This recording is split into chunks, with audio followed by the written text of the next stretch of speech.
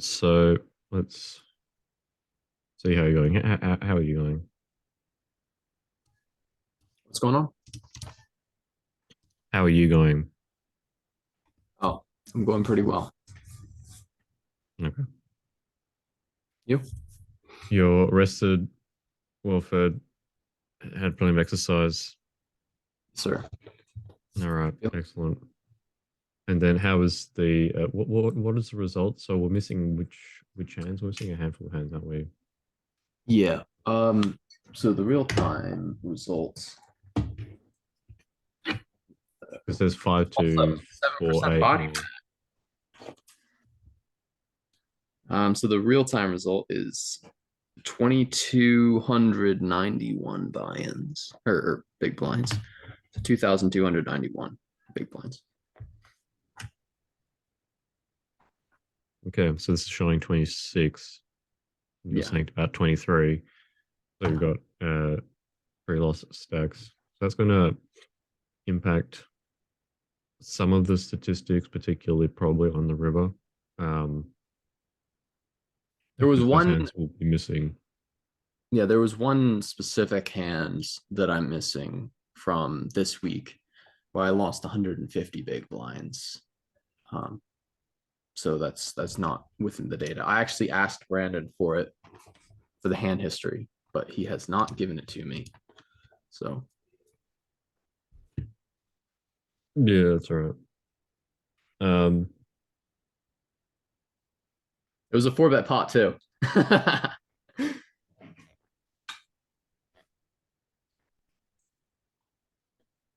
yeah.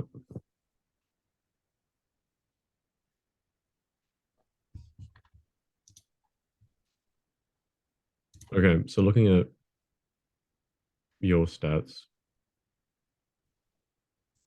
all right. So not his stats, your stats. Um, your fold to flop bet is incredibly low. So let's just share my screen. Within So what con? out of your stats here, both the limp and then so this is in you in the small blind. Mhm. So with you in the small blind, your fold to these flop bets are really low. So either that means he has to be making like incredibly small um flop bets, or you're underfolding.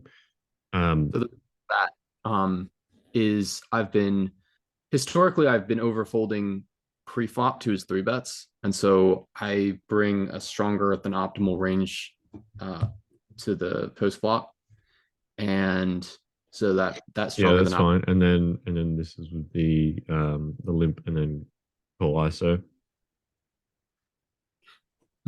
Okay, I mean, so that's pretty low. So like if he yeah, that's low. ISOs, he'd have to be betting like one big blind or something. Yeah, he So usually bets 1/3, but he very. I don't think he bets. I don't think he's ever bet more than half pot in a limp ISO'd pot. So they are small bets, but I think it might be somewhat influenced by card distribution, but I think it's somewhat reasonable to assume that I am underfolding the spot. So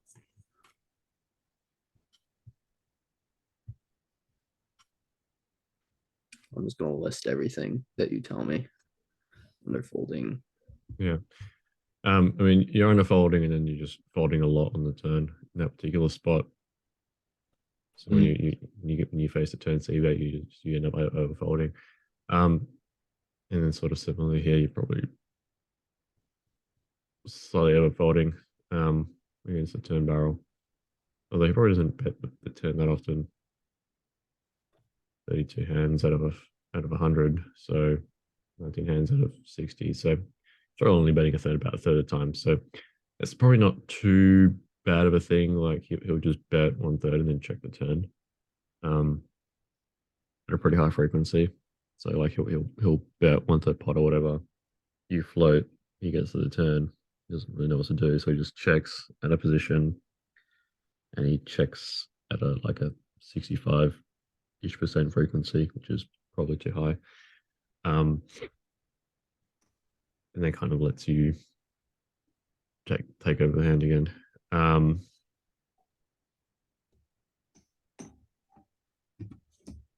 so in particular, so I mean the exploit that you're making is probably fine.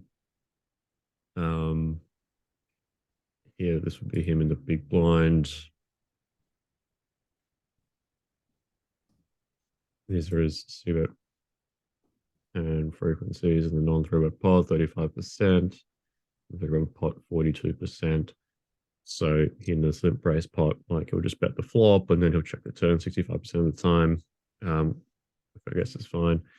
He'll check the turn here in the three bet pot. Um, a good chunk of the time as well.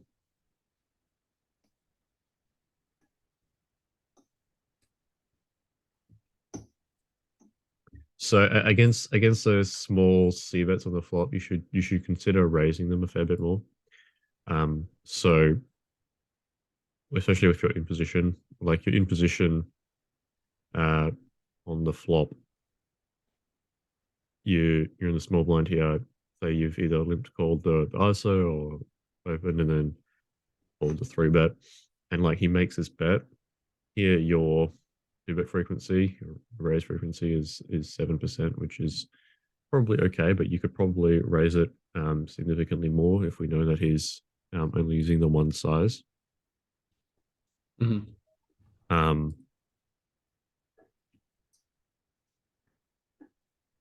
you know, any examples?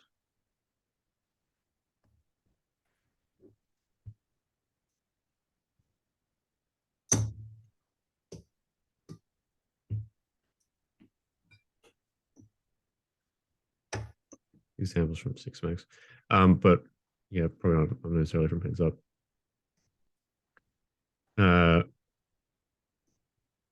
It's about flip and fold. Check raise.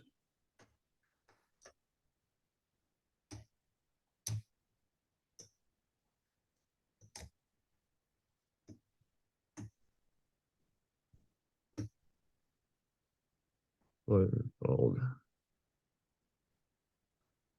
I mean, you're overfolding slightly to his check raise, but there's not a lot of hands for that. Yeah, raise flop, see that in total, 8%. Not a huge amount of 13 out of 164. So you especially like if he's making very small bets, you can consider raising them at a pretty good frequency. Okay.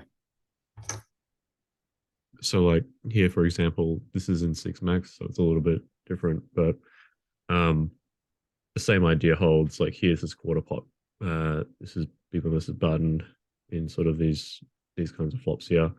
Even you can notice even like hands flops like ace 10, ace queen, ace king even.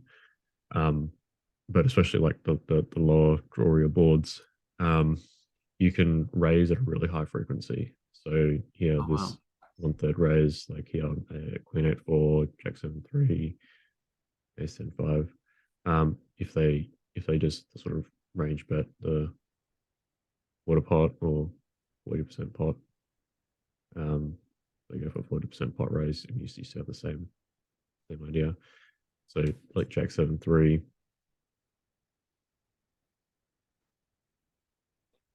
jack 7 3, like I mean, they shouldn't really be going for a small size, but say that they do, you're still raising 14% ish. Yeah.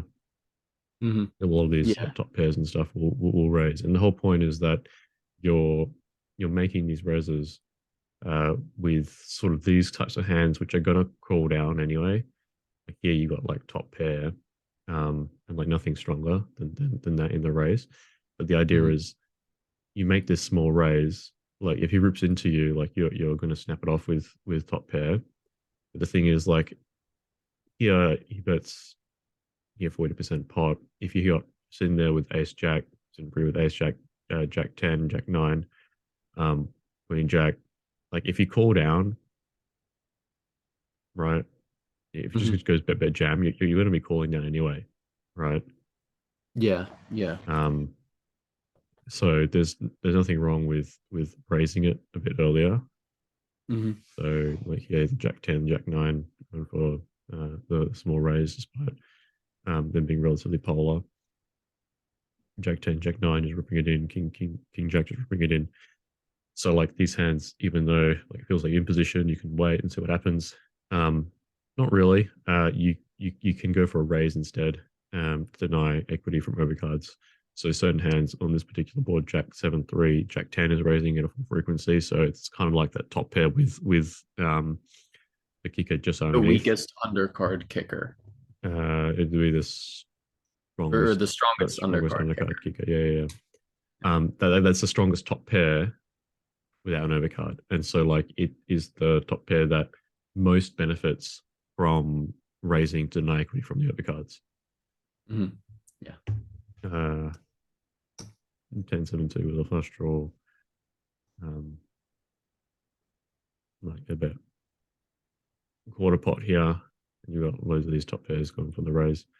Um a little bit different because it's a flush draw, but same kind of idea. We'll generally apply. You've got pocket jacks, which you don't have pocket jacks, so it's the same sort of idea. So lots of raising to be had, um, potentially on these kinds of boards, especially if they do bet small, and then even on certain boards. I mean, especially if they bet quite small, but on certain boards here you've got water pot on ace 10 5, on ace 10 5. Like hopefully he should be, you know, betting big with ace king, ace queen, and then betting small with a lot of hands. Like I don't imagine the heads up to be too different from this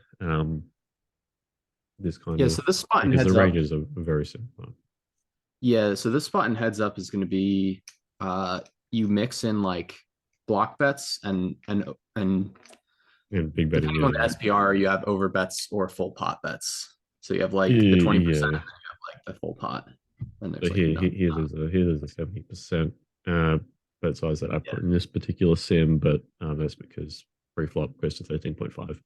Um, so preflop already got a sack ratio, it's fairly low. Um, Oh yeah, it's a restricting. similar split here. Yeah. It's the same idea, split between big and small. But if he's just putting everything into the small size, then like you need to be raising it pretty aggressively. Like yeah, GCO is 13.8, puts everything there, then maybe actually raise slightly less because like he's got too much ace king ace queen in there. Yeah, Um it's actually he is I think he I think on the Ace Broadway X boards he's using exclusively the overbet or check. I'm aware that there's so on Ace King high boards in three bet pots, I don't believe there's the block bet. Um, on Ace Queen high boards, there's like a very small amount of block betting as the C bet, and it's mostly using the over bet, just like the Ace King board. And then on the Ace Jack, it's splitting, and then on the Ace 10, like there's the over bet, and then there's the the block bet as well. But I haven't seen him use like any block bets on the Ace High Broadway X boards. I think it's just like pot or check for him, which is fine. Um, yeah, it's fine as far as I yeah, know. I mean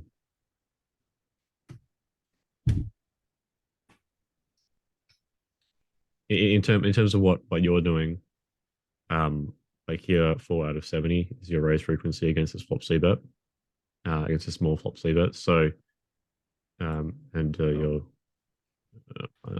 underfolding probably a little bit against a small flop C bet. Mhm.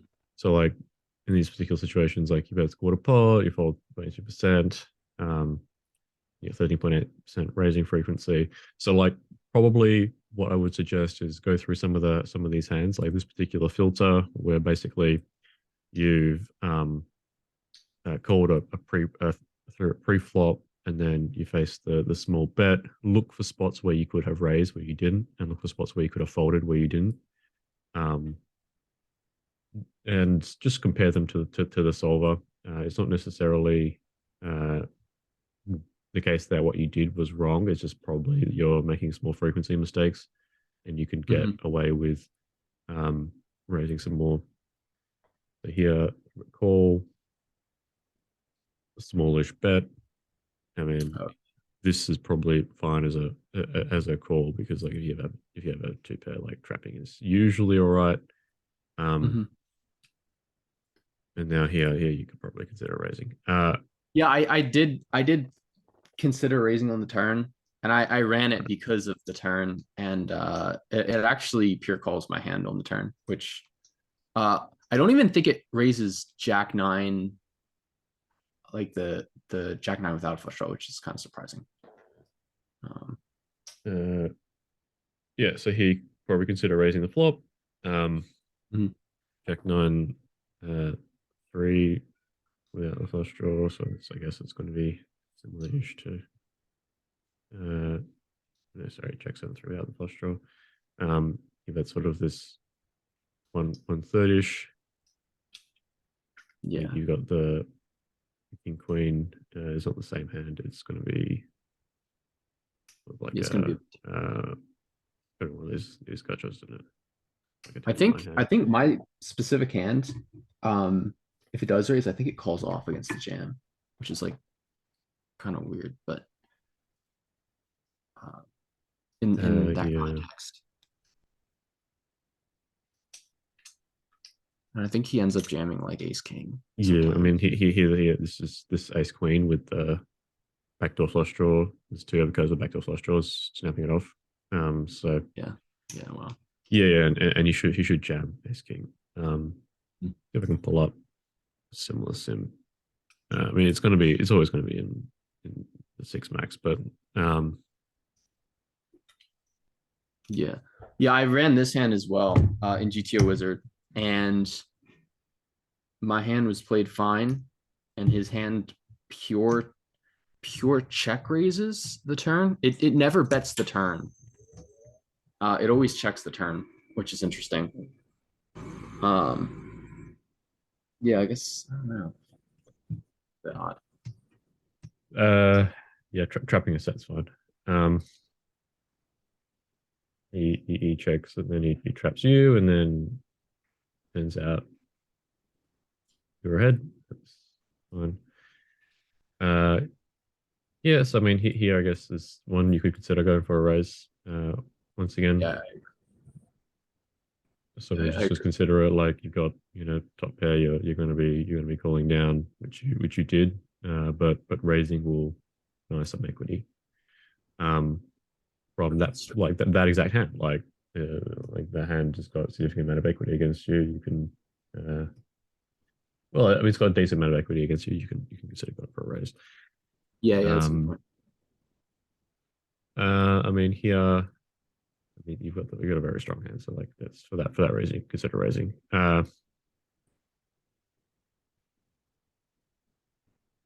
Yeah, I mean trapping with the nuts is fine. It's usually not necessarily going to be like the hands when you've got the nuts.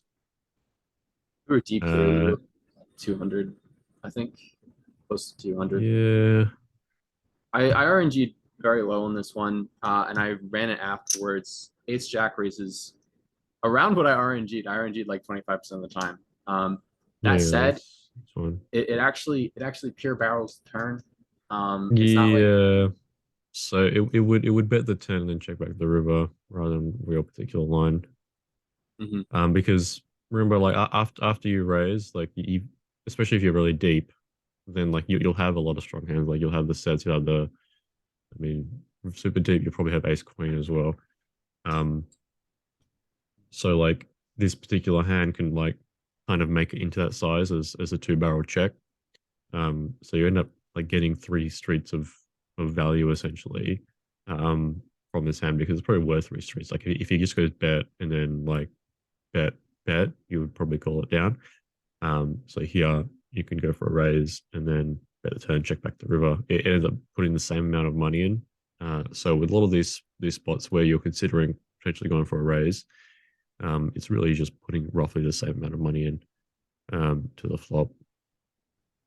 Yeah, yeah. That was basically what the solver said. It's like you want to bet like it's not like a big EV mistake, but the turn card completes Jack 10, which is very good for the in position raiser. Because out of position is going to three bet the flop with Jack 10 sometimes, so it's going to three bet all the other like two pairs and sets and whatever. So it's just like Hello. it has board texture, I think. Yeah. Uh, uh, this float is probably too wide. Actually, no. This is heads up. It's probably all right. King 8, probably a board that we're not doing too much raising in. Um,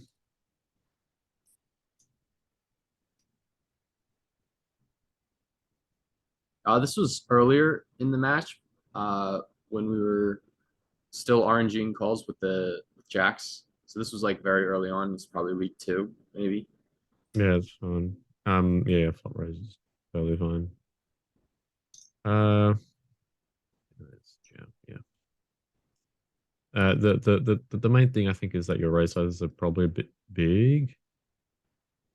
Um, actually, no, this is fine. Yeah, sorry, that's fine. That's about a third pot. Yeah, that's fine. Um,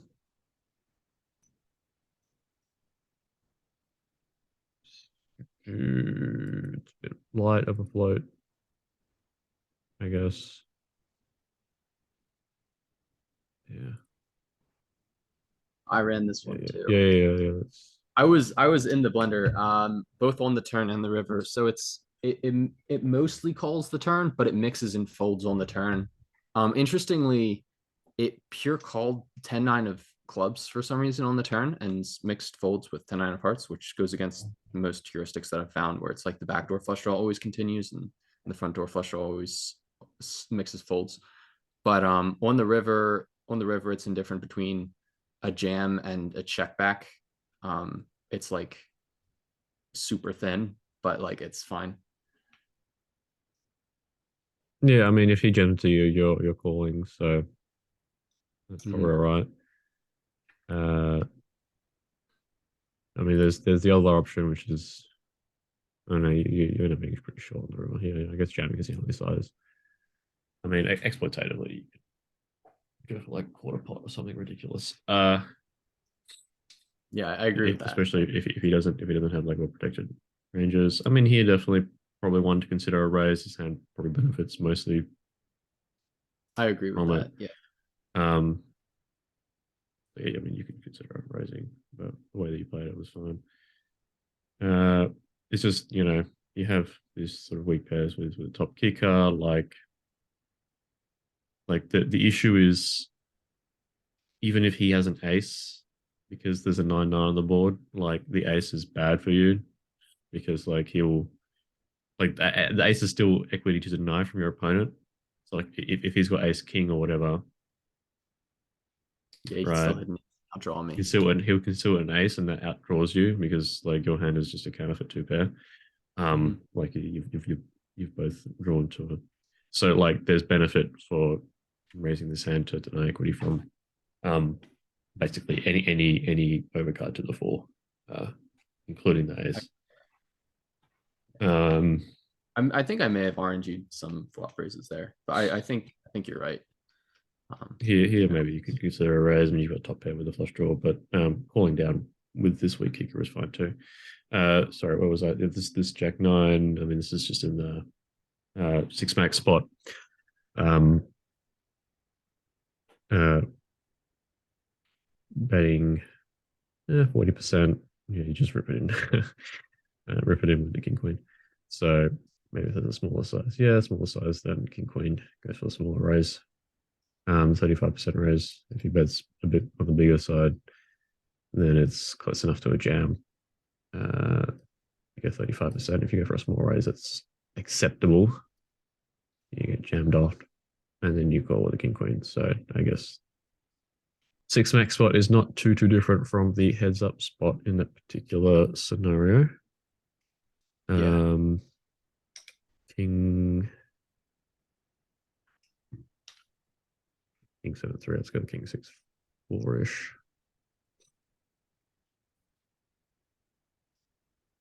king 6-4. Say for example, you guys quarter pot.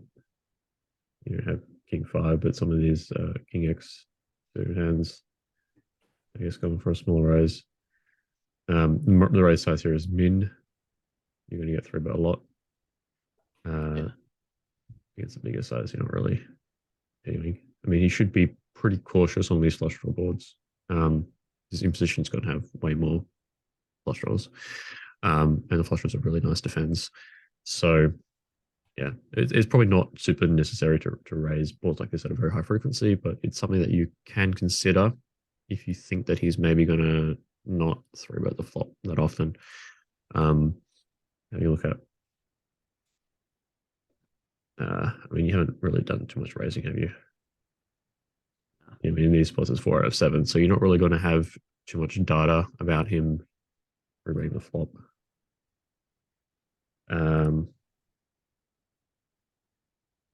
This is a pretty loose float. You ended up outdrawing him, which is nice, but yeah, it's pretty. I'm actually going to run loose. that right now.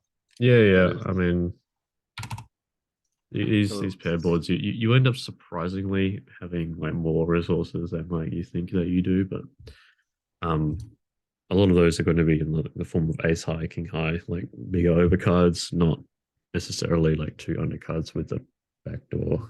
And like this backdoor isn't particularly strong. It's backdoor flush draw with like a weak backdoor straight draw with the 10, so it's not a huge thing. So my range is calling it. My range is continuing at an 85% frequency. My hand is folding at around 70% frequency. So it's okay to float it, but you just shouldn't float it every time, it looks like. Yeah, okay. Yeah, I mean, it goes back to what we said. Like, it's if you're making a frequency mistake, which you potentially are, which it means that your opponent could potentially exploit you if they're going through the same kinds of hands and all these hands went to showdown. Like they see that you floated 7-6 there, that they're going to be making. Yeah, what's interesting betting a bit thinner. I agree with that, but if I'm floating too wide on the flop, he should barrel the turn more frequently, and the data is showing that he's not barreling the turn enough. Yeah. So your exploit so far is fine. Okay. So have a look at this one, like king 5-3, like you've got king jack. It's probably not necessary to go for a raise here. These king high boards are I think the raises are based around like the king queen type hands. I think king jack might do it low frequency, but yeah, you've got king jack. I mean, this is going to be this is it. Not going to be in a high frequency because this hand is this is 6 max. It's the same sort of idea. Like you can raise at a small frequency. This is against 40%, against 25%, raising a much higher frequency. Like it's 25%. Like you're raising at sort of 7-8% frequency. So against these little 1/3 bets, like you probably do need to be a little bit more active in terms of raising. Some of these top pair hands. So like this hand probably is okay to go for a raise at a slightly higher frequency than what you probably have put into your RNG. So like if you're putting in like 25% into your RNG, like that's probably on the wrong side. Like you might want to put 75% instead of a hand like this against a small bet.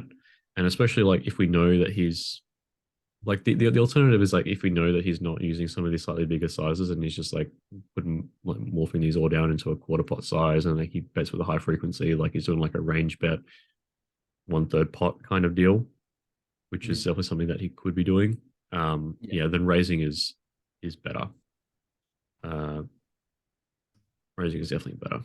I'm just denying more equity.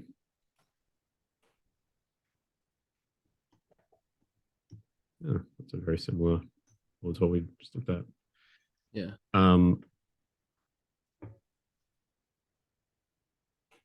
Yeah, okay. That's probably fine. I mean, in contrast to the hand where you were floating like 2 undercards with the back door, like here 2 undercards is an ace size is fine to float. Yeah.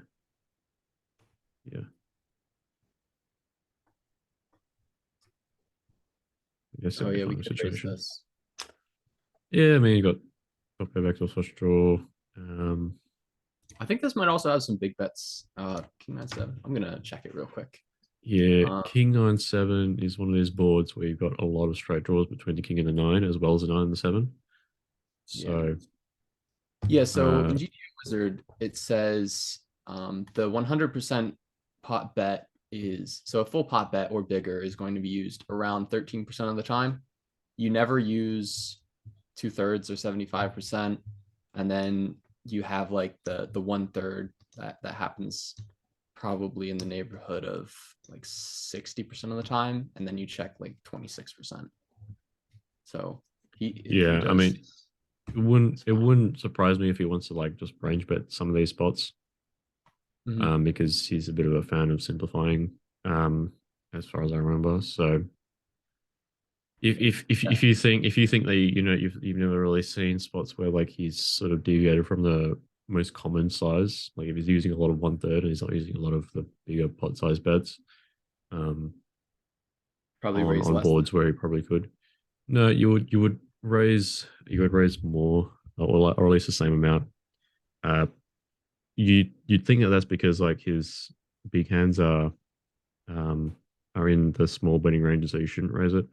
But in reality, in order for his big hands to be in there, like he needs to, he's putting a lot of his bluffs and stuff. So what I'm saying is that because he's range betting, um, rather than having a split, his overall betting range is actually slightly weaker, Okay. um, than if he didn't range bet. Yeah. So So, on this board, King 10 of diamonds is supposed to raise 62% of the time. So potentially. so I mean, yeah, in six max, it's a range bet. King 10, low frequency raise. King Jack, high frequency raise. um, raising 13.5% overall raising frequency against the range bet. So this is probably what he's thinking, of this particular scenario. Like he's probably thinking, okay, yeah, range bet 1/3. That's what he's done. But despite range bet 1/3, even though this is six max, like you can sort of apply it to heads up as well.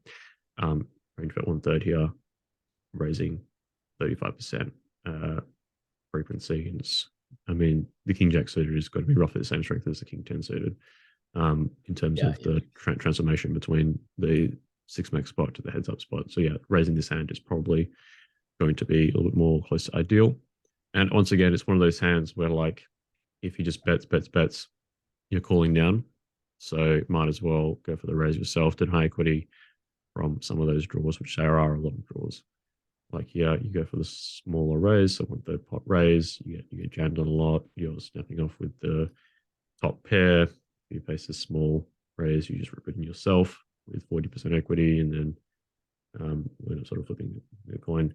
Um, and then, of course, if he just calls, like bet, you make your small raise, calls, bricks, checks, you just keep betting. There's the king jack for the half pot. He jams into you. Once again, you're still calling off. Breaks out again on the river. You get all the money in. So you get the money in across four bets rather than three. The alternative, of course, is calling. I mean, calling and like he just keeps betting. You're obviously going to be calling down. Um, if he checks, then you have to kind of size up a little bit. So like King Jack, King 10 ish type hands, like these hands are still going to want to get all the money in, right? They just have to find a way to do it. Yeah. And going for a small raise and then splitting it across, four bets rather than three, uh, will put a significant amount of pressure on a hand like queens, jacks, 10x, 9x, some of these gut shots. Um, so here, for example, 45%, like here, queens has to like rip it in, jacks has to check rip it in just because there's so much equity to deny. 9x is still calling down, reverse six, rip it in. These 9x are indifferent, these queens are indifferent. So it's definitely something that I think that you should study because it's probably something that you can, um, use to your advantage here.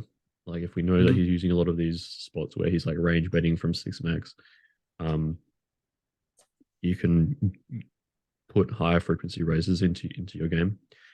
Um, and these six max spots, like here, even though this is just the Zenith sim, I'm not sure if you have it, but if you don't, I can send them to you. Um, some of these six max spots are going to be sort of the stuff that he's used to and sort of stuff that he will fall back on as a default. Um, and so there'll be a lot of like range betting after three betting pre-flop. But you can look that up in Wizard as well. It's not going to be too different. Um, I'm not exactly sure how well solved the Wizard stuff is. I mean, it's sure it's fine. The pre-flop ranges are probably a little bit off. I mean, the three bit sizes are a little bit off as well from what you're running, what you guys are playing. But overall, I think it should be okay. If Yeah, yeah. I've what you can do is you can run the same sim or with using R ranges, mhm, um, and then just force just node lock him so like he's range betting one third in some of these spots, and then see what the solver response is. mhm. Yeah, that's a good point. Oh, So yeah, just as an exercise, how about you do that now for this particular hand? I'll be okay. back in 5 minutes. Sorry. All right, that's fine.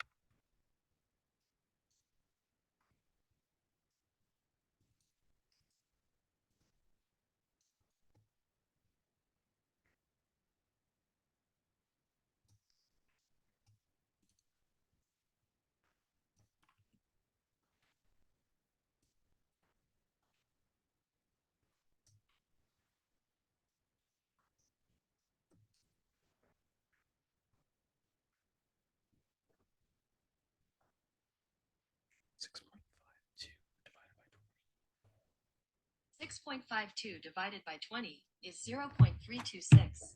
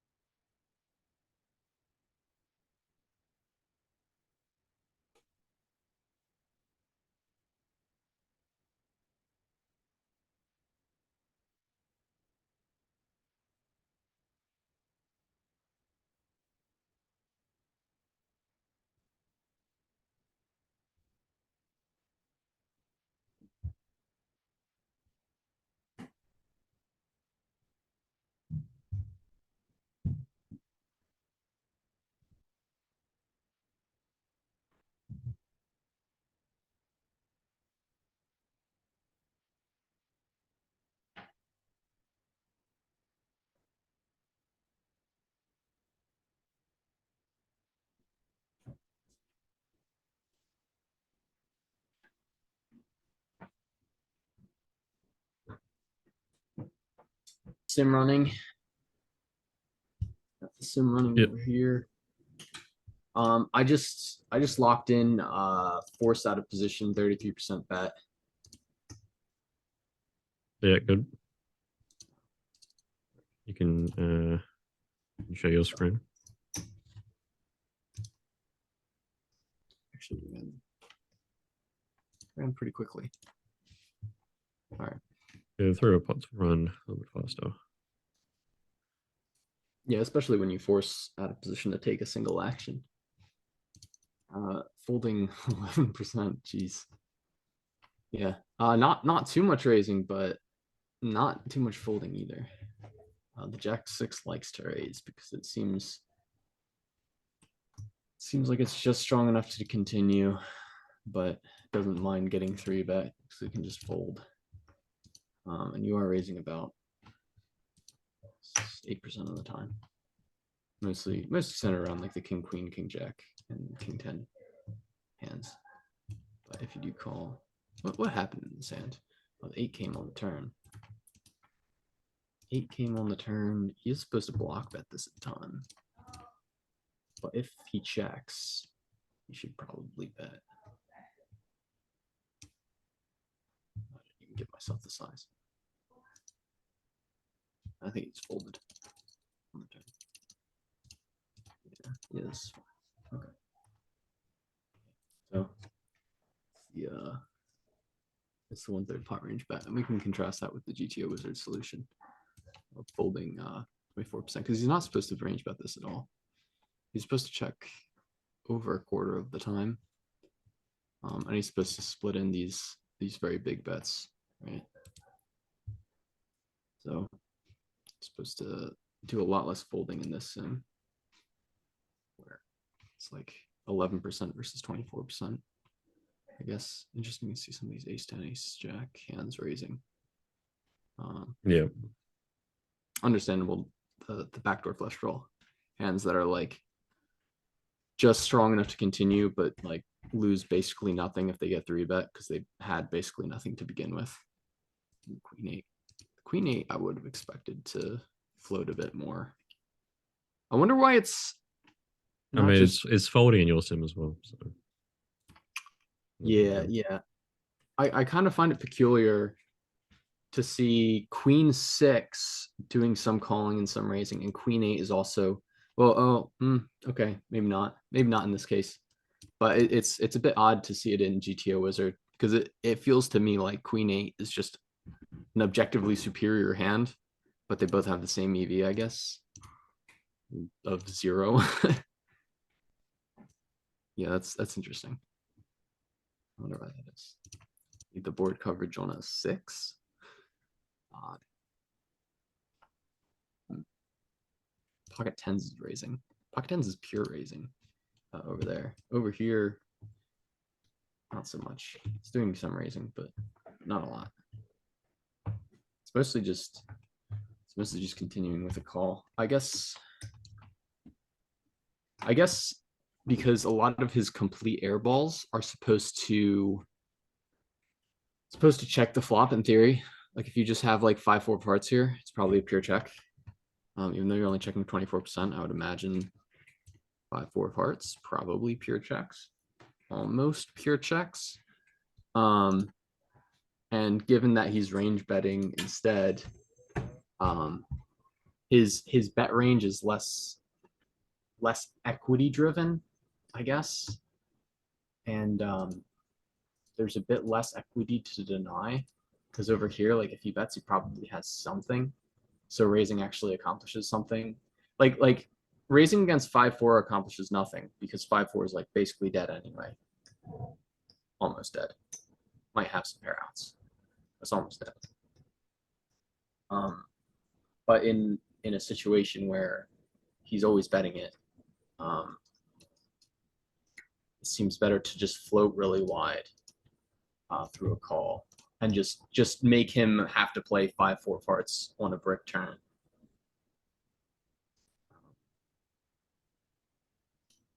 Which apparently, nope, it's not better. Okay. Just has no EV. Has one big blind of EV, I guess. It's fair enough. Yeah, and see what the response is to the raise. Really likes the, I think this is the 40% pot raise I gave it. Yeah, 40%. Then he's doing some jamming centered around some queen 10 in here as well. I think the queen 10 might get value from jack 10 and some lower straight draws while also having some equity to outdraw some top pairs. And it's only really doing it with the backdoor flush draw. But it does seem to be centered around king, queen, and aces. Aces unblocking the top pair, king, queen, again, sort of the example of top pair with the highest undercard kicker. Because ace, king isn't doing it. Queen, jack doing it a little bit. You're supposed to bet call queen, jack here. Oof. That's spicy. I don't know if I'd find that in game. Two pairs and whatever. Middle pair plus backdoor flush draw.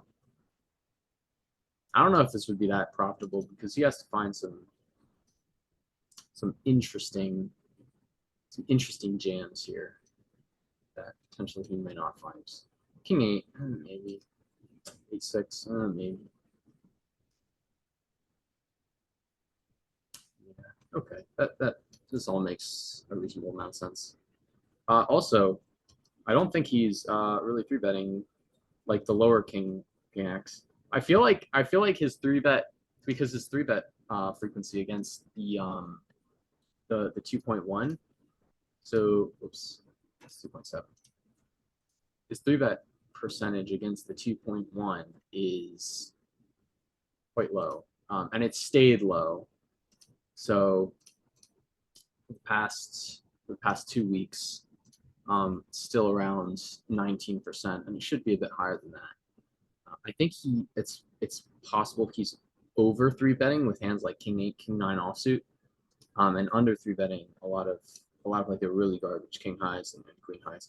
I feel like this part of the range is just like completely missing, and likely over here as well. It seems more plausible that it's like this part of the range at a much higher frequency. Also, has he ever shown up with ace 10 in a 3-bet pot? I wonder. I No. need to No, find he this. hasn't. He hasn't. He hasn't? No. Yeah. Because he shows up with it in single raise pots quite often. Yeah, he only ever calls it. Wow. Okay. Interesting. How many times has he called it? Last time I checked, it was 7 out of 7, but could be wrong. Oh, wow. With the new hands. Yeah, that's almost pure 3-bet for me. It's like 90%. It's like it's 70% big 3-bet, 20% small 3-bet, 10% call.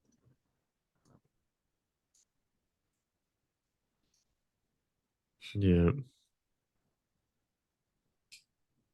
I mean, here.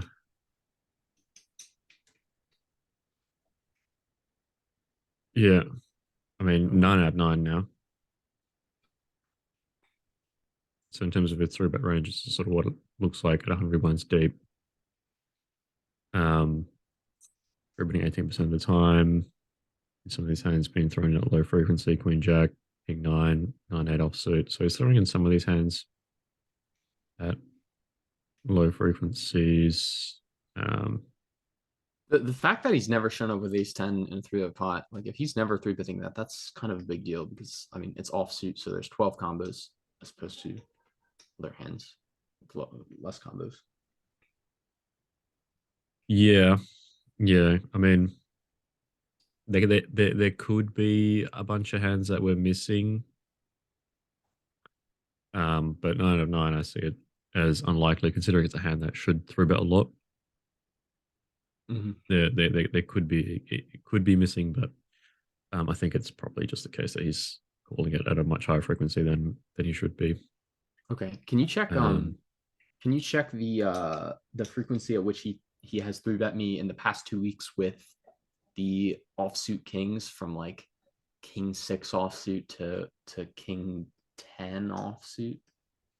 I don't know if he's ever 3-bet with king 10 offsuit, but like king 6 offsuit. He's never 3-bet with King Jack offsuit. It's 15 out of 15. Oh wow. No 3-bets 40% there. King 10 offsuit, similarly, 8 out of 8. Then he starts to 3-bet King 9 a little bit. Can you King look King at 7 a little bit. since like in the past 2 weeks? Because in the beginning he wasn't doing any of that, and then in the past 2 weeks we started seeing him throw in these 3-bet bluffs. So I think the past 2 weeks would be more representative of his current strategy.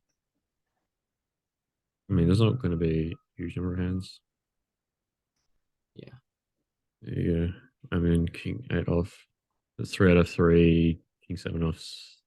3 out of 4. So he's probably 3-betting a little bit more now with some of these offsuit hands. It wasn't doing as much before. Queen Jack suited still showed up as a call 3 out of 3 times. That's wild. Yeah, so I don't really know what's going on there. Oh, there's a little bit of Queen 8 offsuit here. 1 out of 3. Queen 7 suited, 2 out of 3. That's Queen Jack 10 suited, 1 out of 3 calls. So 1 and 3 3-bets. So that should be 3-betting, and it's smalling. A little bit to 9 offsuit there. A little 9 offsuit. 9 suited. He's also started 10 folding to my unsuited. 4-bets. He's finally started folding to my 4-bets, and he folds like a decent amount now. He's 5-bet me like 1 out of the last 13 times, when before it was like he would just 5-bet me every time because he would 3-bet the low pocket pairs, and then he just always rip them in. Now he's calling a lot more 4-bets, and it's been working out for him, man. Props. Like, he has not been 5-betting me very much anymore, which is interesting. Yeah, I mean, After you rip it in a few times with those pocket pairs, and then you always run into a bigger pocket pair. He's learned his Starts lesson. to it starts to feel bad.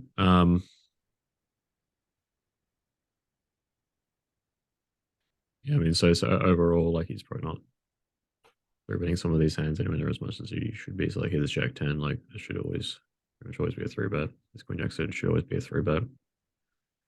Um, seems to be playing it a little bit closer to the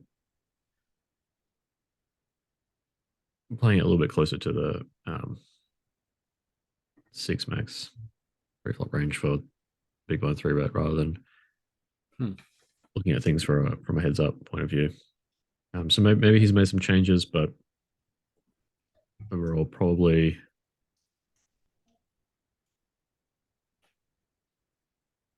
there's certain hands in the range which are a little bit strange for him to always call in the shop in the calling range at a much higher frequency, like Queen Jack suited. The I Ace Ten think I offsuit, the King Jack offsuit, like all of these hands shouldn't really show up too often here. yeah, I caught him at showdown with King 10 offsuit in a single raise pot. And I was like, we were 100 bigs. It was like, dude, it's very obvious three bet. I think he's definitely improved his pre-flop just due to the fact that he's three betting with more garbage. But I don't know, he's still got some leaks, it seems.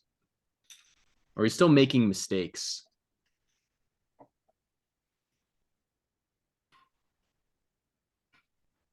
Like Yeah, he's gone he's three having betting more the bluffs now than he was before. Yeah, these pocket pairs.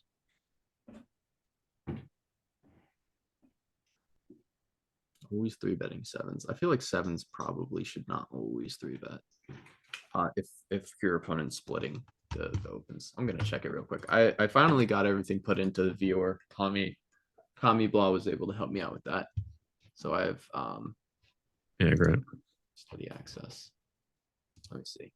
If your opponent's splitting, yeah, sevens mostly calls versus 2.1, mostly calls versus 2.7, mostly calls versus 3.3. Okay. Fair enough. Yeah, even eights does a lot of calling.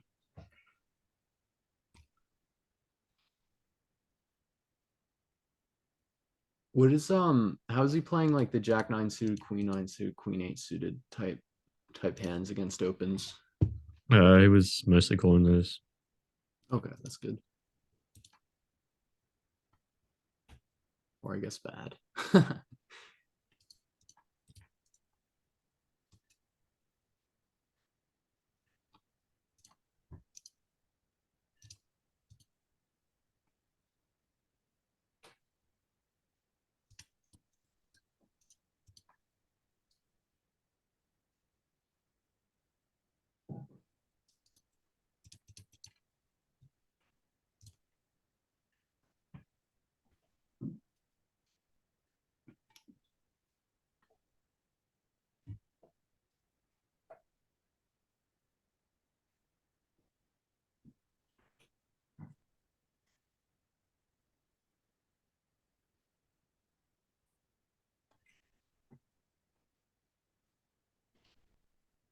Okay.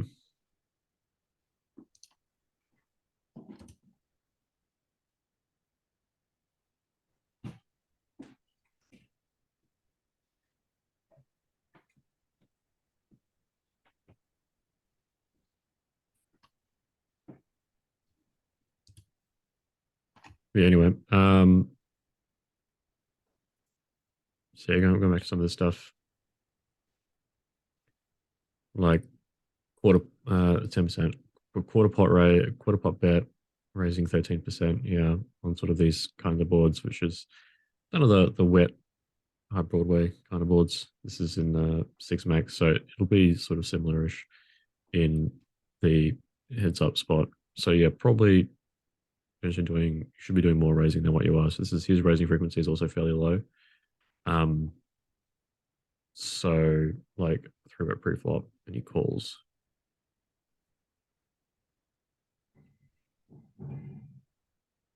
and then you bet. There's always overall raising frequency, 14 out of 130, 173. If he faced the same sort of bet,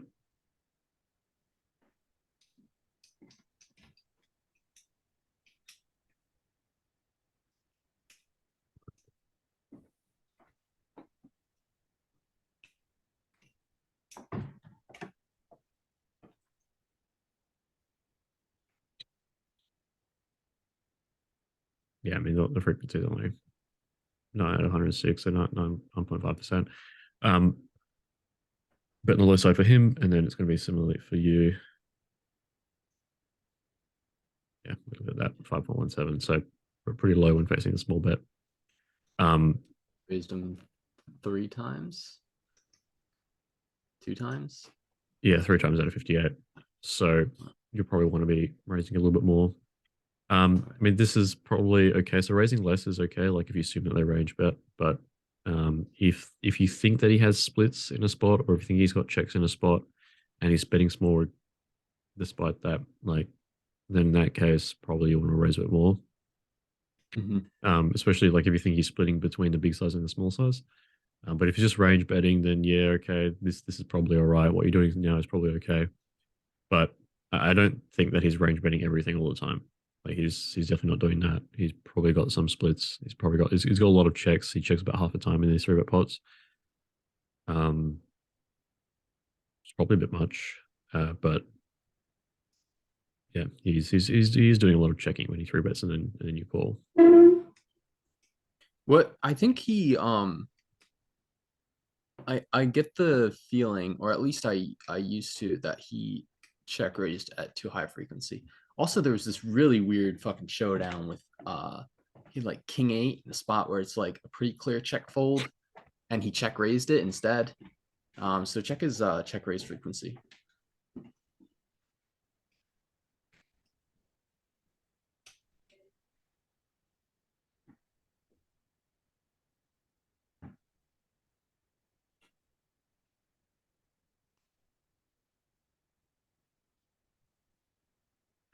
So here, this is when he 3-bets, and then you see the flop between 100 big blinds deep, roughly. So every 3-bets, you see the flop. 180 hands where he's on that, and you've seen the flop. Flop check raise 18%. Yeah, I think that's on the high side. Depends which sizes that you're betting. Yeah, yeah, for sure. I think I'm primarily using like the smaller sizes in position. Yeah, Like, I mean, if you're using like quarter pot or whatever, you shouldn't be raising that. You shouldn't be raising that much. Yeah, we have the full flop sim, don't we? Forgot about that. We can look at these frequencies using the full flop sim. Oh yeah, I forgot about that. In GTO Wizard, it says you should check raise against a 1/3 pot around 12%. So he's definitely on the high side.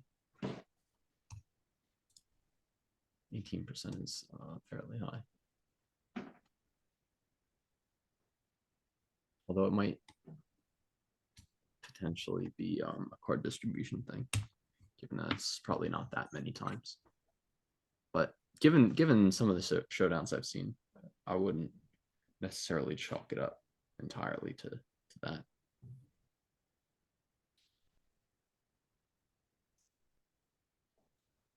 Yeah, I mean, he probably is check raising a bit too much. Like he should just be betting these hands. Which means that he maybe is thinking that you're Stabbing too wide, probing into him. Let's have a look at that.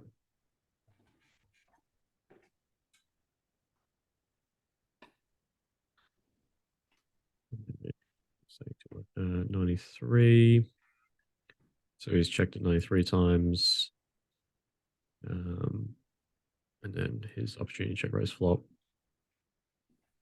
It's 50 times. So you're probably stabbing maybe 60-ish% of the time, probably a bit high. Mhm. So yeah, this was the flop sim with two sizes, so three bet call. Whatever. The board overview here. Like you should be c betting. I mean, if he's got these three sizes, he should be c betting 60% of the time, and he's only c betting a little bit less than half the time, isn't he? Yeah. And then when he checks and like you make a quarter pop bet, your stabbing frequency should be around half the time. And then against the small bet, like these two raises overall only ends up being what 14, 13, Yeah, yeah, it's like 14% of the time. So maybe he's three betting a little bit much. It's difficult to tell with the low sample size. But Mhm. what we can say is he's probably checking a little bit too much. And as a result of him checking too much, he's probably raising too much.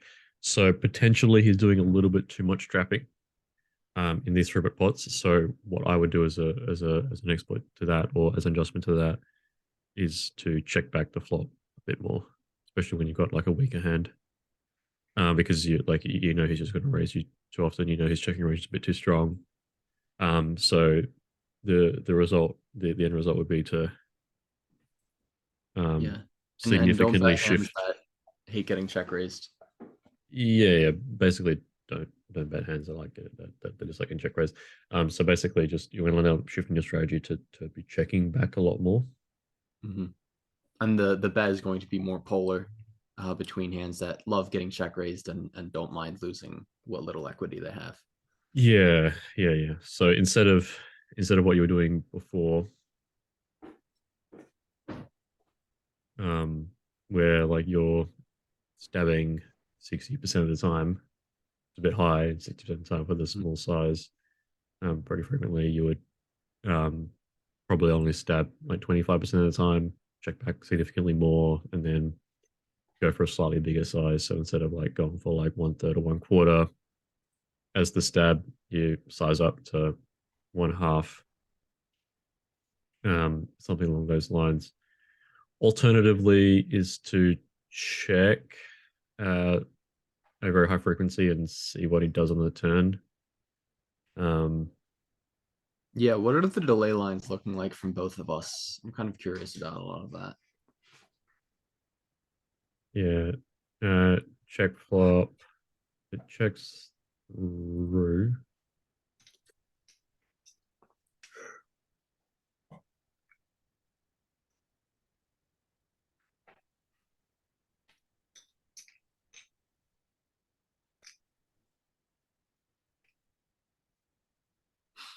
So he checks. So yeah, it checks through here. And his probe turn is 80%. Wait, is that right? No, that doesn't sound right. Sorry, yeah, his bet turn here is 41%. So probably on the low side once again, and probably he's betting at a pretty high frequency. But it just goes to show like here was pre-flop and then he checks the flop. He's probably going for a bit of a check raise. Then he's going for a bit of a trap, and then once he gets to the turn here, maybe he's betting a lot of his stronger hands. He checks through on the turn again. Uh, Water, Sierra. My intuition tells me he does a lot of river betting in the check lines. checks through on the turn again. Then he bets river 65% of the time. So yeah, and in these check down lines, he's betting the river pretty frequently. Um, so he's probably doing a little bit too trap heavy. Hoping that you stab.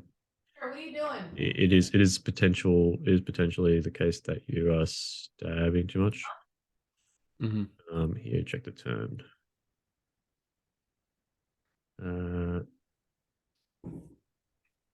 But he's never raised the turn, so 0 out of 8.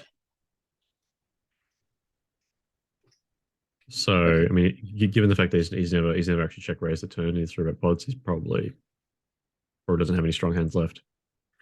Or yeah, he probably doesn't have that many strong hands left. He's just betting the turn with all of them, and then like blocking the river. And so, given that's the case, like if he doesn't have any strong hands left to check raise the turn, that means that when he checks and you check back the river and he bets the river, like he won't have those strong hands anymore in those river spots unless he rivered them. So you can probably raise those river bets pretty aggressively. So what you can do as an exploit is like when he checks, like you can bet big and then maybe he'll fold, or you can At least check get to back see the check back see the river. He'll bet into you because like he doesn't really know what else to do, and then you raise him. Although but we're talking like really thin line because it has to check. You have to call through a preflop and have a check down. So probably a bit of a fairly rare exploit opportunity here. But once you understand like how we've constructed it, you can make deviations accordingly on the earlier streets. Like these flop bets in these river pods are probably a bit too value heavy. These turn bets after it checks through is probably very value heavy, and probably his turn checking range is unprotected. And so these turn checking ranges being unprotected means that his river betting range, regardless of what it is going to be underprotected, because there wasn't any of those turn check raises that now could bet the river. That they've missed. Yeah.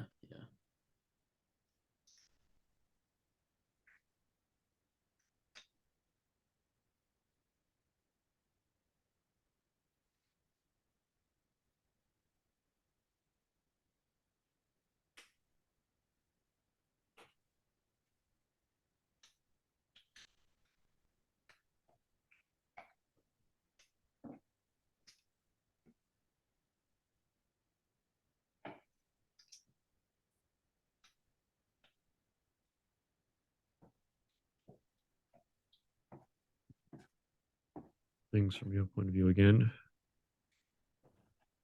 So touch on the flop a bit there. Let's see what happens after you call pre-flop.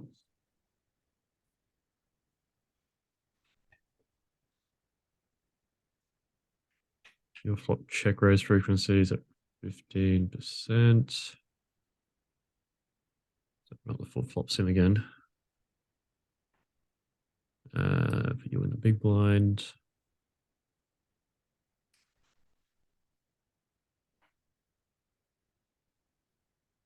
Now, if he bets the flop for the small size, that's the flop for the small size. That's a flop check raise frequency. 16.24. That's 3-bet pots. No, this is a single raise pot. Oh, okay. So here in the single raise pot we're looking at now. Look at the board overview. Small bet.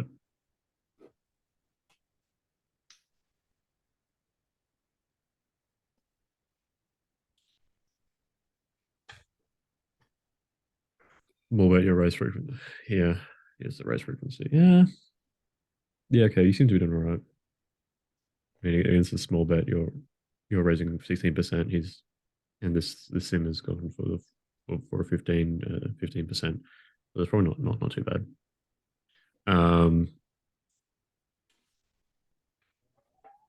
But on the other hand, like this sim as well will have like a fair amount of donks.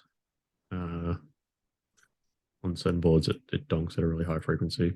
So if you don't donk, then yeah, you're probably doing okay, but or you probably want to check raise a bit more, but like you should probably find some donks is the main thing. His flop C bet frequency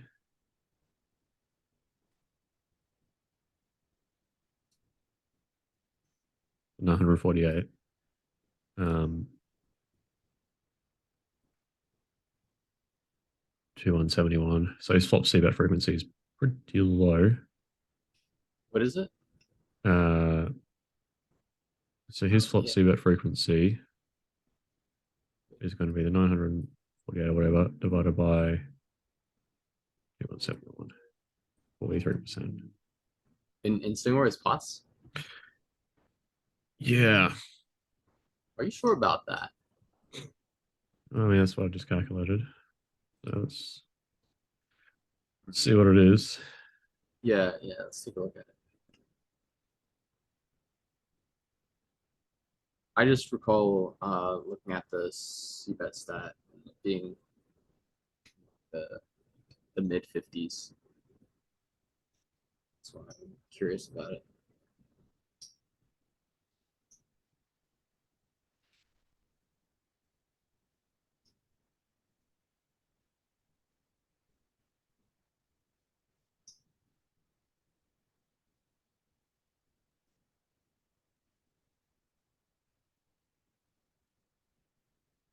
Oh, yeah. Sorry. My mistake, because in the previous one, I filtered it for the small bet size. My bad. Oh, okay. Yeah, Yeah, makes yeah. sense. Sorry. I thought, yeah, I thought wrong. Um, yeah, okay. In that case, his bet flop is all right. Uh,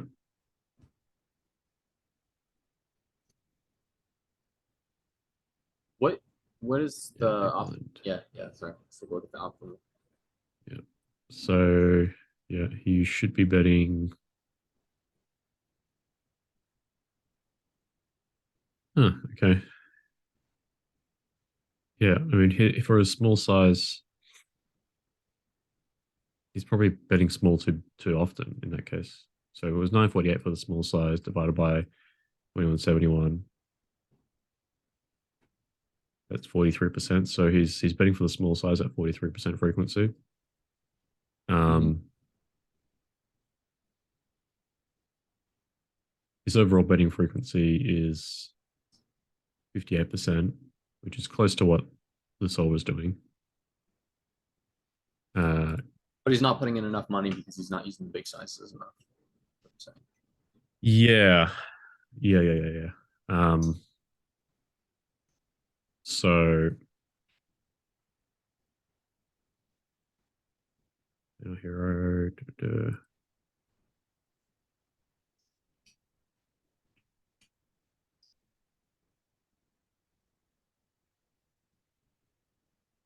So like if he makes a flop bet above his sort of 1/3, yeah, it's go between 40 and 100.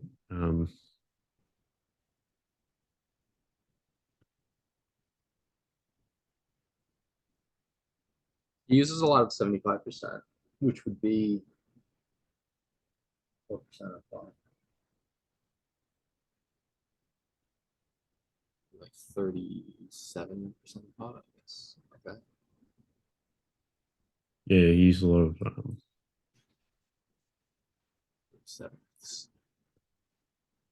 let's go 100.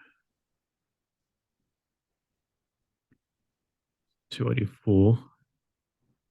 And this is the So this 75 is this is bigger. is roughly 75% size.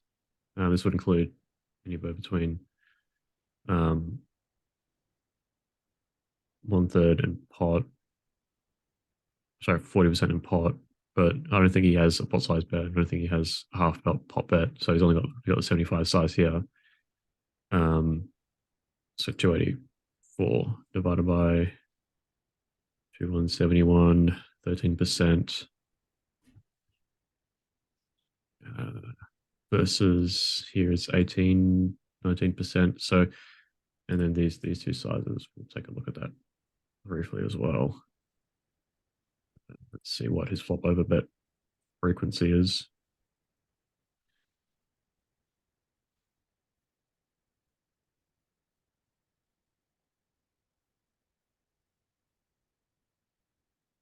53.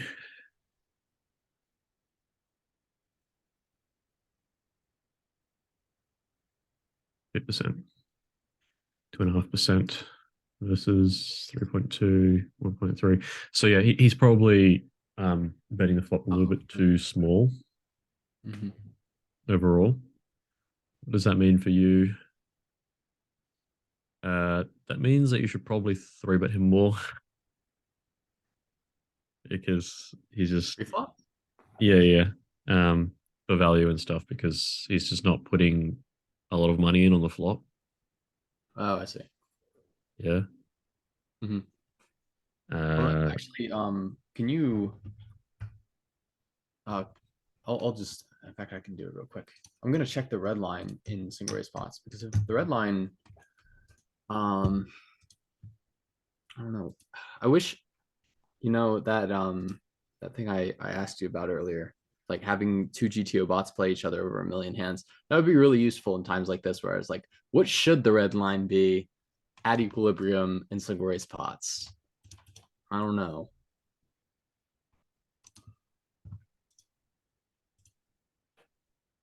He's getting redlined pretty hard in single raise spots. He's down. Ooh, what is this red line? Big blinds per 100. I mean, you should check it so that he's open the pot. Yeah, you're right. Sorry. Position exactly 9. And then call the flop, and then say so sorry, it's all the flop.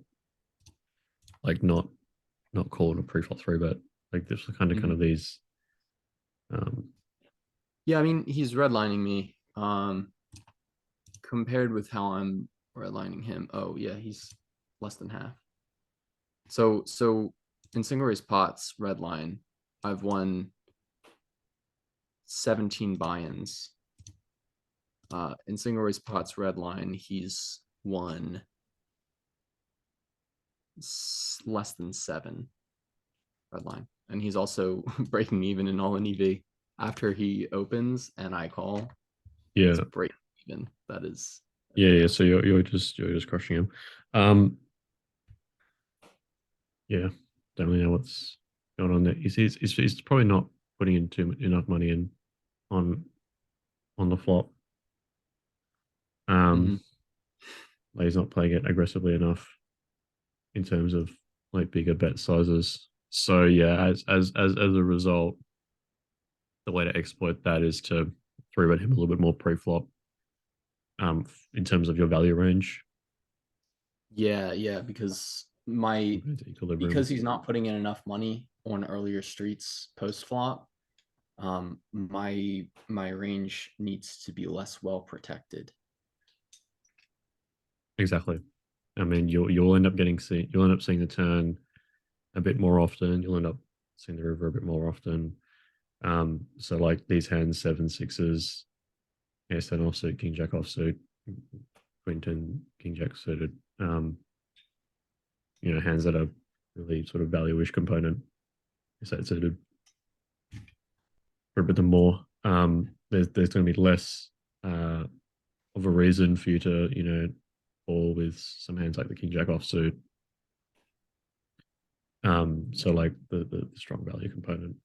And that's an exploit that you can make regardless of whether he's overfolding or over four betting or whatever to your three bet.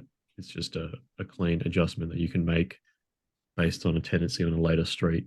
Like we know he's not betting the flop enough. So like as a result, you won't get as much value when you've got a hand like the king jack offsuit, which really only makes it into the calling range to sort of protect it, ends up being the top pair third kicker, which ends up calling down a lot and winning a lot against his weaker top pairs. But if that's not happening at as high a frequency, then there's less incentive to put that hand in the calling range. Is there ace offsuit similarly. Is there a way to like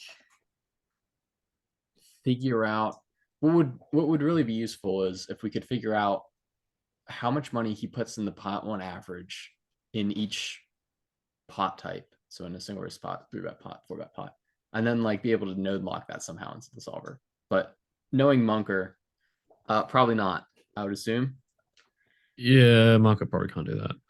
What I can do is I can just run a preflop sim with a locked opening range, and then have him only have the imposition only have a 1/3 pot bet size, or 35% bet size, roughly kind of what we think like he's putting in on average. So here, for example, this, like if you take sort of these as an average, and I'm just doing like something crude here, 25% times 0.33 plus 75% times 0.189 plus 150 times 0.032 plus 250 times 0.013. So 30.155. And then we say that we divide that by a bet size that we, so this is the weighted, the weighted bet size. So on average, he puts in 30% on the flop. No. We divide this by 1 minus 0.436. So this is the average bet size for the solver. Yeah. Oh, okay. 53%.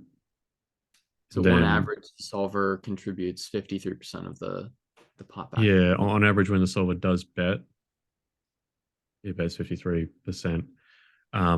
Or you go back one step to that 30.15 on average. When the solver sees this particular node, it puts in 30% of the pot across all the options, including checking. So in terms of that, so remember both these two numbers. Maybe I'll open up another calculator so that we've got it as well. And then for him, what were the numbers again?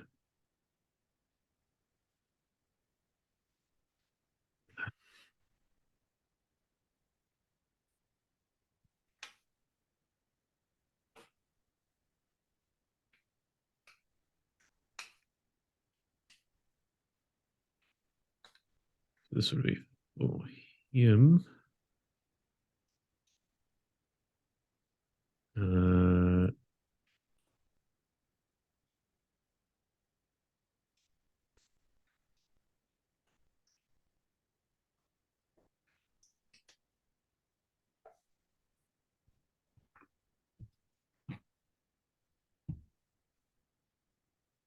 32 bet, not 33 bet.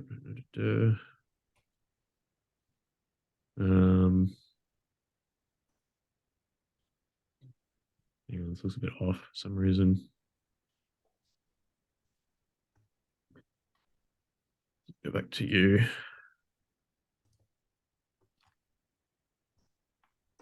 Change this to not. Yeah, okay. 269. I don't know where those extra two hands allocated anyway. So his flop bet frequency, total of 58.78. And we know he uses a 1/3 size. It's actually a bit smaller than 1/3. So 1/3 would be like 33.3%. He uses like 32.6%. And I believe that to be a function of the fact that he doesn't have in his settings the little option box that says calculate bet sizes as a percentage of the unraked pot. So he's actually putting in even less money by like a couple percent every time he makes a bet. Yeah.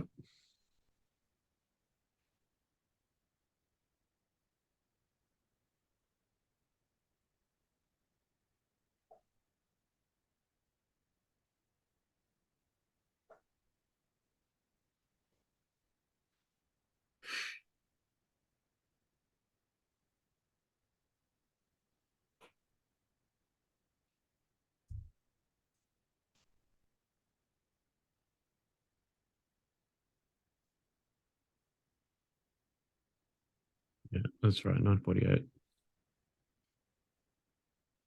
948 divided by 171 times 0. What was it? 32? 0. Yeah, he says 0.32. He goes for this one. It's 32%. Yeah, That size, right? hmm Um,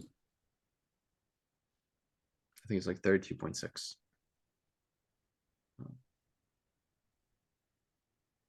To be exact.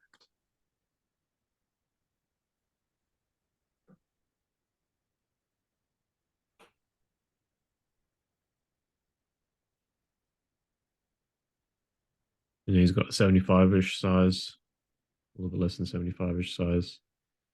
That's 24 divided by 2171. Thank you.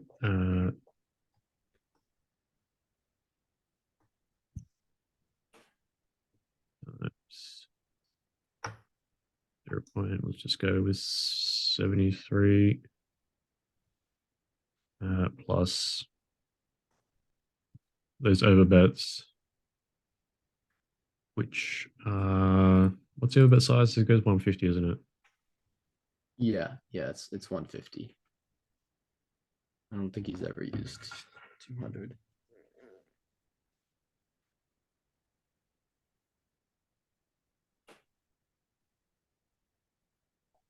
Just in case there might have been.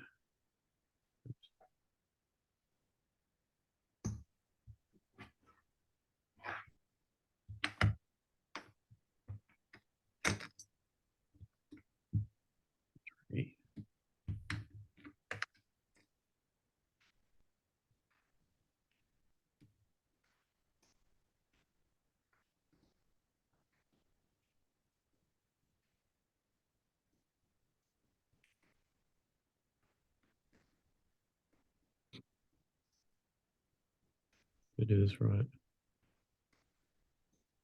No. Oops. What did I do? Oh.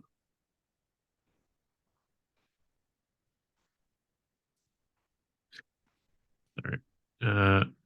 The number should be 0.2694. 0.2694, so 26.94. But so, and then we divide this by his overall betting frequency, which is 0.58 something, 46%. Yeah,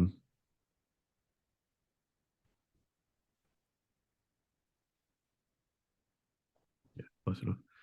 So 53% versus 46% in terms of average bet size or overall betting frequency.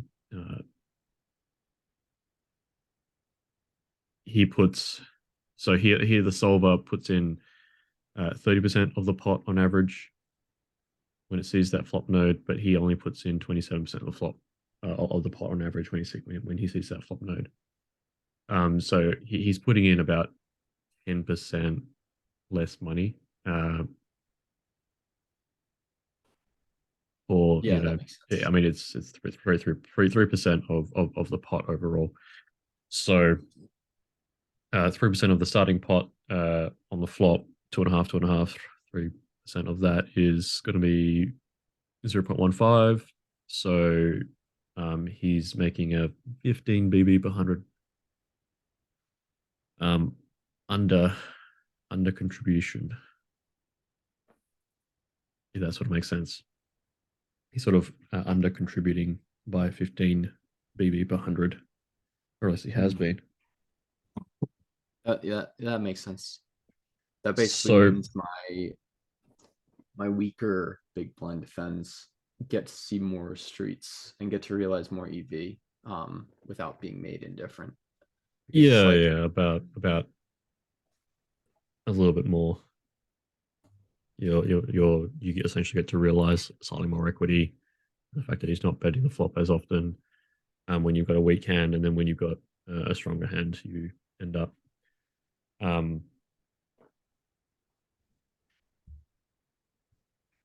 you end up not getting as much value essentially. Mm-hmm. So what I can probably do, That also means potentially that donking the flop would be even better in spots where it's permitted. Because yeah. So donking the flop's going to be really good. So I think we might have talked about it briefly, but basically you look at these the flop strat. So this hero equals big B flop, P64, L32, L16. Right, bet call, and then you can look at the board overview yeah, can we to just immediately see which boards you get the flop donk, which on the boards you get monotone? the flop donk. Yeah, like Yeah, there's it's a like lot the of monotone and then like the paired 7 and paired 8, yeah. which is interesting. So these monotones, these low pairs, 2 2 3, 2 2 3, 7 7 king, 3 4 5, 3 4 5, 2 3 3, 2 3 4, 4 5 7, 4 3 6. A lot of these small dongs. Mm-hmm. And if he's checking back at a high frequency, which he might be, so here,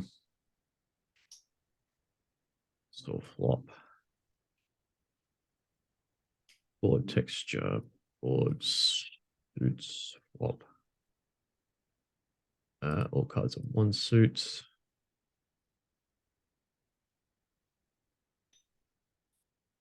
More connectedness, flop.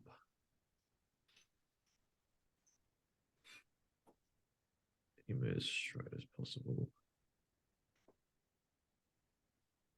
It's like no high cards on the board. Yeah, and no high cards. Or pairing.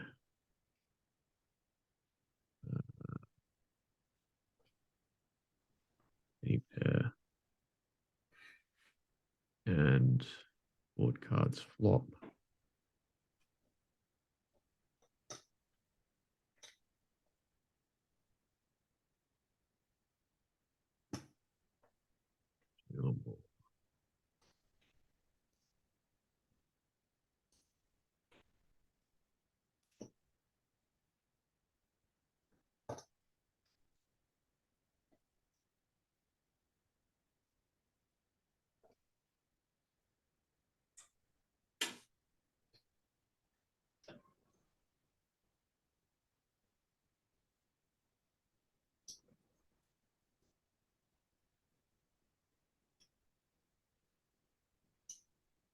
So these are all the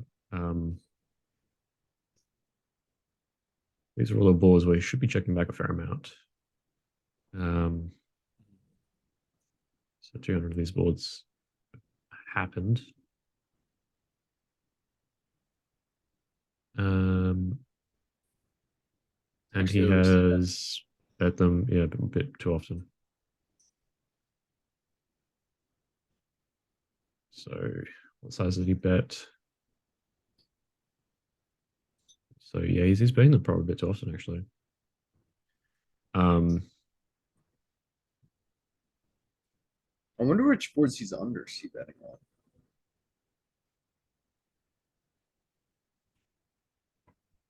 Yeah, he doesn't really bet big. Interesting.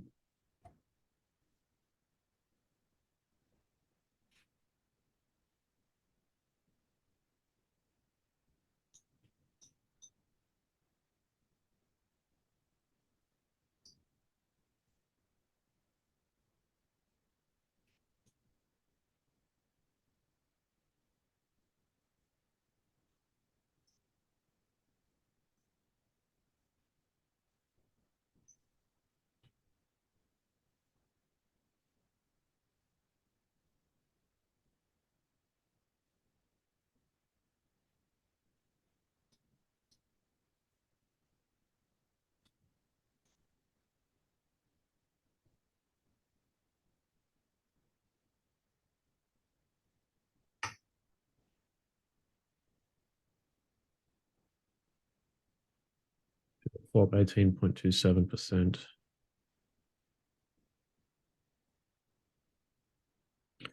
So like we should expect him to check back these boards a lot.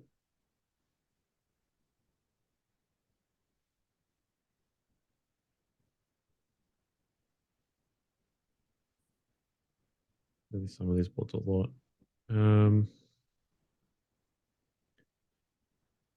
Let's split this up and just look at the monotone ones for now.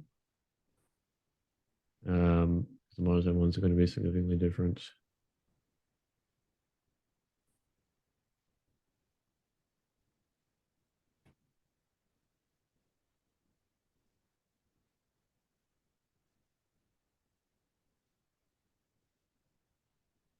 $51 out of 112. So yeah, he's probably betting the monotone boards a bit too frequently.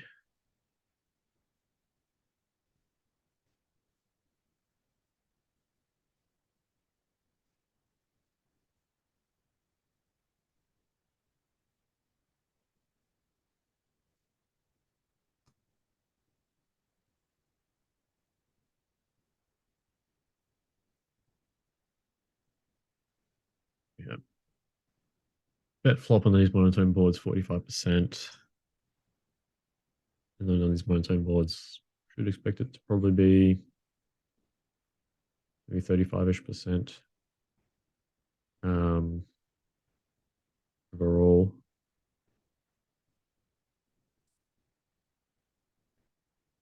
Especially the double high card monotone boards, I think. Supposed to be checking back quite a bit. Yeah. Yeah, definitely. Very my board. These ace high monotones got a lot of sort of 50 to 75% checking frequency there. Two high monotones. Similarly, don't know why it filters about low, medium, high rather than high, medium, low, but that is what it is, unfortunately. So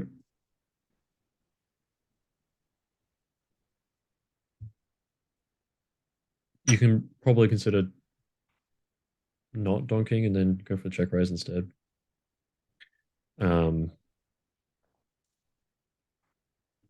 Like if he's going for this quarter pot bet,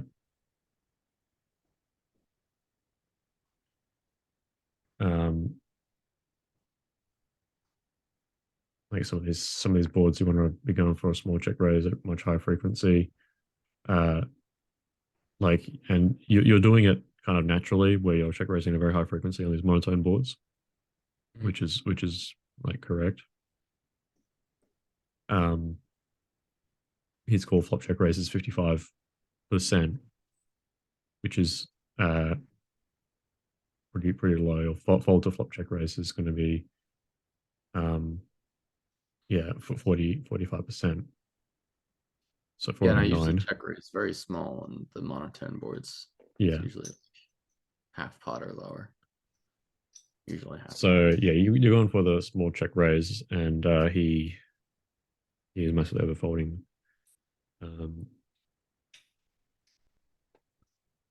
Like he should be folding only 36%. I mean, it could just be card distribution. He could just fold it one or two more times than what it was, but it's probably the case that on sort of these board types where like you would expect him to check back a lot, or would expect you to build a donking range. He's just kind of ignoring that, and he's betting at a slightly higher frequency than he should be. Maybe because he's sort of scared of you outdrawing him or something. I don't know. But maybe he's putting a bit too much in. Yeah. On the other hand, like he's putting in too small of a size throughout. So he's not contributing as much to the pot itself. So I'll rerun a sim with maybe just a single size for the button, where it's just the 1/3 bet size, and we'll see how that impacts your 3-bet ranges using your three bet sizes. You'll probably end up 3-betting a little bit more because he can't like punish you as much. Or the solver's not going to be able to punish you as much. So I'll make it like I'll make the bet size like I'll make the bet size probably 35% or yeah, maybe 40%. Because what numbers did we get in the calculator? 46%, 3%. Yeah, I might make it 40%. That'll force the solver to bet a bit more. I'll run a few actually. I'll run one with a 40%. I'll run with 30%. I'll run with a I'll run two. One with 30%, one with 40%. Okay. And just so that you can see the difference where like if his overall betting size and betting frequency, like his betting size is too small, like his betting frequency has to go up. And then maybe, that just means that you got a relatively strong hand pre-flop. You don't necessarily need to be doing too much calling pre-flop because you don't have to like trap on the flop when you make your like top pair or whatever, or your set or whatever.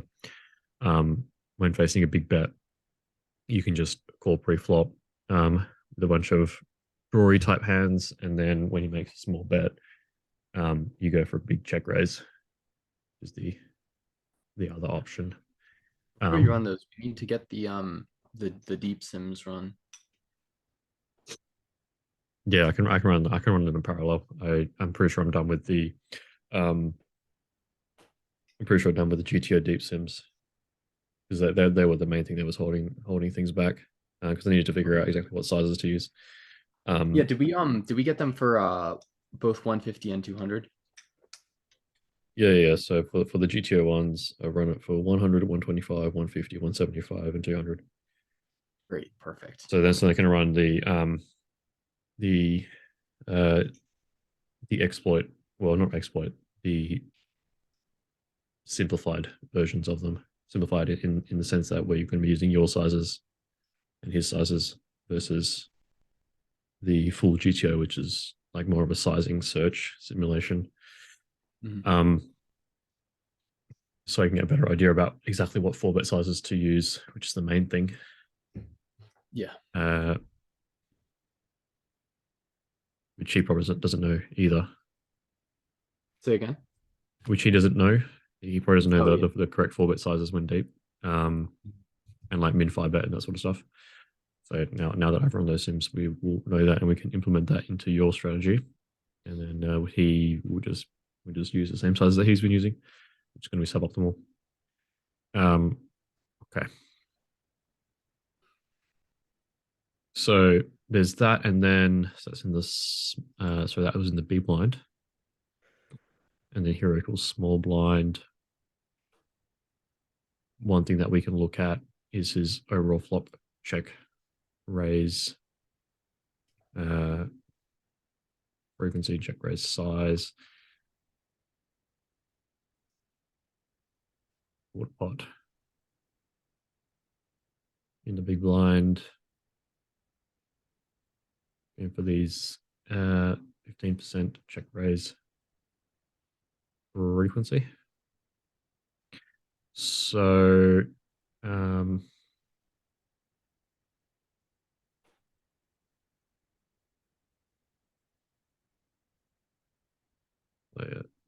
hero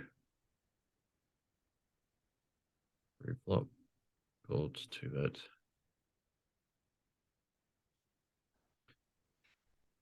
is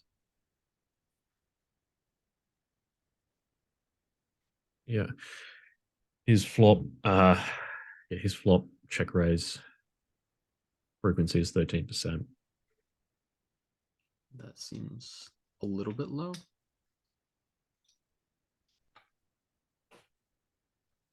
Maybe it depends exactly on which size you're using. Um, Okay. Probably on average, it's okay. So let's say you go for a small size yourself. Um,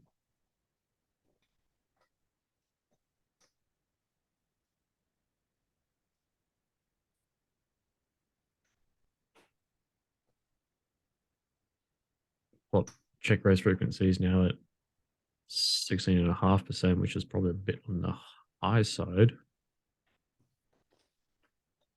Yeah.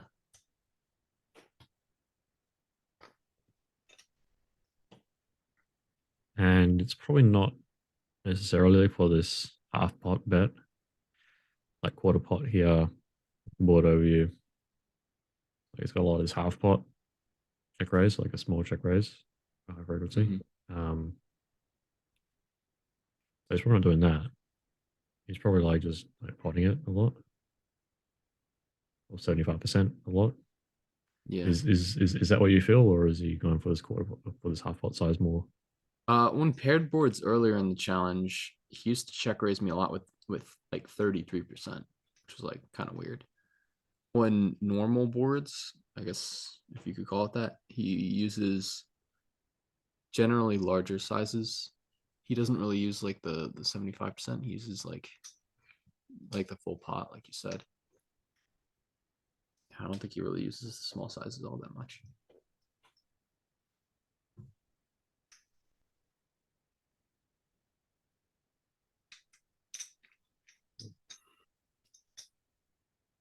It's probably putting in a bit too much in terms of his check raises against the small size then. Against the big size.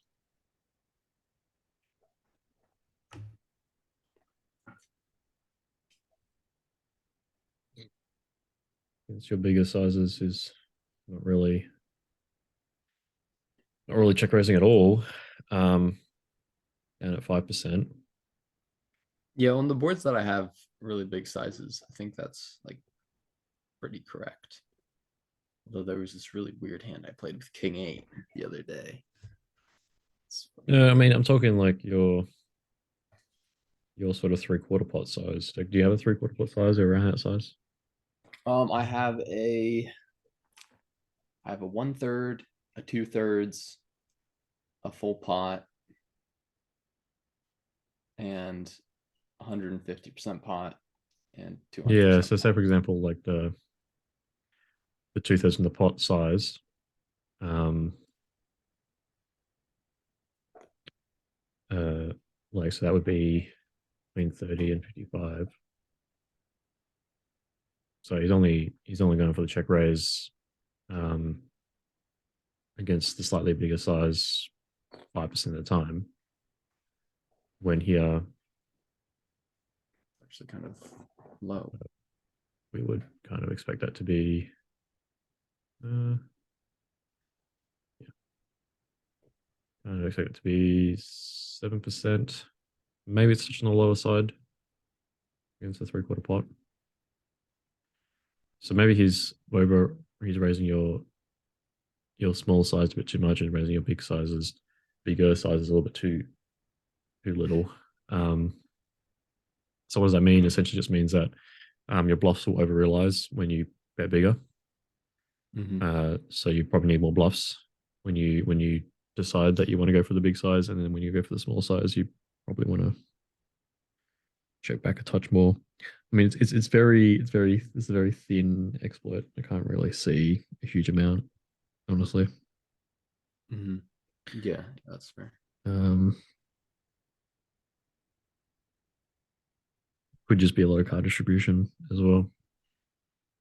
Okay, so that's the single raise pot, and there's also against your bigger open as well. Check bet. Yes, raising sizes should be roughly the same. Yeah, 6-7%.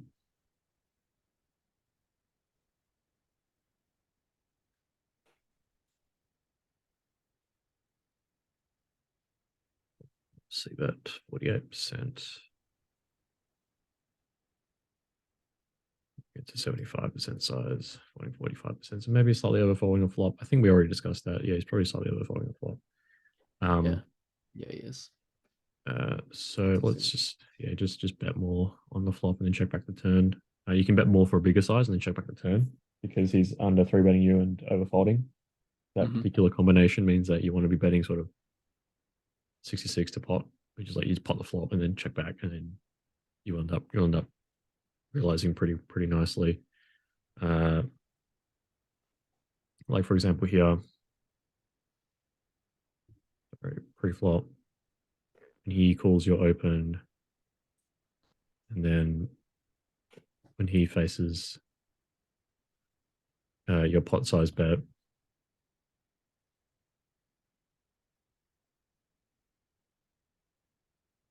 only 49%, raising 60%. That's okay. And then your 2/3, your 2/3 bet is going to be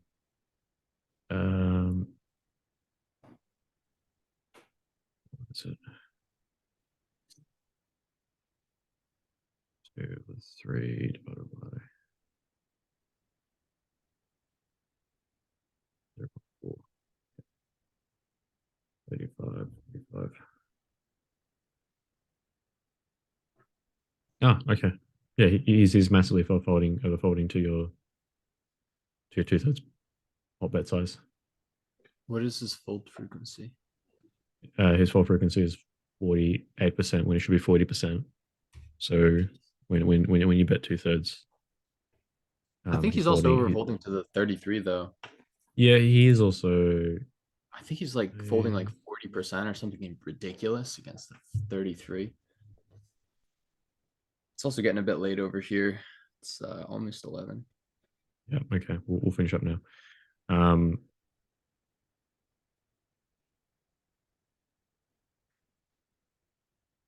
Yeah. I mean, if you go 33, like he's folding a lot. So he's folding a lot to your small bet sizes, but not necessarily to your big bet sizes. So yeah, just see bet the flop. I would see bet the flop probably closer to like the 2/3 size a bit more, because it seems like he's both overfolding. He's overfolding to both of them, but against the big size, he's under check raising as well. So when you have one of these bluff hands and you have the opportunity to go for this 2/3 pot bet, where like it kind of makes sense for the board texture, you should be using that, because you can just bet the flop. He overfolds roughly the same amount as if you bet small, except he's not raising you. So you end up seeing the turn more frequently and realizing that equity. You'll check the turn and then you check back and you see the river. Or we don't check back the turn because he overfolds the turn too. Yeah, that's the other option if you pick up some equity. If you don't have equity, then you can just check back and draw to your pair or whatever, and then get the showdown. Yeah, it's pretty astonishing. Like I think his turn fold frequency is like, I mean, I don't know. It's also kind of weird because like I bet really big on the turn, but like still he overfolds the turn a ton. Yeah, I mean, just remember, like he also has that weakness in the call flop, check turn, check river line. So you should be trying to exploit that. So like you can go for like this 2/3 pot bet. He'll let you over realize by overfolding the flop, under raising the flop. He'll let you see the river too often. You check back, and then he'll check the river, because he'll just bet all the strong hands. He'll check the river and then overfold your bet. So you can take that line a bit more. Maybe where you open pre-flop, you get the single raise pot, you go for like this 2/3 pot bet. He's overfolding to these smaller sizes. If he calls, you check it through, then you bet when he checks the river, where he's very weak in that line. So definitely some stuff to do there. I will take a closer look at his sort of 3-bet strategy and see if I can fiddle with his 3-bet stuff. But definitely for his open, where like he's not putting enough money in, I'll rerun a simulation for that, where he's just got where the solver just has the one size, and that will end up causing you to essentially just 3-bet more value hands and a slightly high frequency, you'll see it. It'll be very apparent what you should be doing against him. So we'll call off today. That sim will be done tomorrow. So if you want to, if you're available at any stage, we can do a short catch up just so that you can have a look at that sim before you start play again the day after. Yeah, probably not tomorrow. Tomorrow is Easter, so gonna be hanging Oh out yeah, with the family. that's fine. I understand you're probably religious. That's fine. We'll skip tomorrow then. I'll send you the sim anyway, so that you can have a look Yeah, at it before you start play on Monday. great. And then if you have any questions, you can send me a message, and Will then we do. can talk about it. We can talk about it after you play on Monday. Can we? When can you send me the GTO sims? For the deep stuff. The big GTO ones, you probably don't need to look at. The simplified GTO ones probably tomorrow or the next day. Okay. I'll run those as well. In the meantime, I've been. I'll run the 150 ones as well. In the meantime, I've been looking at some of strings things.